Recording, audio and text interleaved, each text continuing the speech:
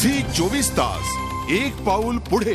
मागच्या वेळी जेव्हा अण्णांचं आंदोलन जंतर मंतरवर होतं, प्रचंड गर्दी होती। फेसबुक आणि असे सगळे ज्या साइट्स आहेत त्यावरनं पाठिंबा दिला गेला होता। यावेळेला पहिले 2 दिवस फ्लॉप शो होता खरोखर। अण्णा स्वतः कुठे बसलेत अजून? ते स्वतः ज्या वेळेला येतील लोकांच्या समोर त्यावेळेला डेफिनेटली ही गर्दी वाढणार। पण असं वाटतं कुठेतरी बाकीचे जे टीम मेंबर्स आहेत त्यांच्यावर विश्वास राहिलेला नाही, कारण खूप सारी प्रकरणं मध्ये आली, समोर आली। आणि त्याच्यापेक्षा रादर मला असं वाटतं ही प्रकरणं येणं बिणं हे होतच, त्याच्यात काही विशेष नाहीये। हे होणार आहे, सर्वसामान्य लोकांना सुद्धा माहिती आहे। पण काय आहे, अण्णांवर जास्त विश्वास आहे लोकांचा।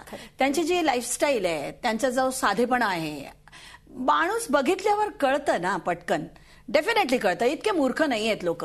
आणि महत्वाची गोष्ट अशी आहे की मला असं वाटतं की आपण रामदेव बाबा आणि अण्णा असे कंपॅरिझन करायचीच नाही, कारण आपले अण्णा हे कासव आहेत, तो ससा नाही।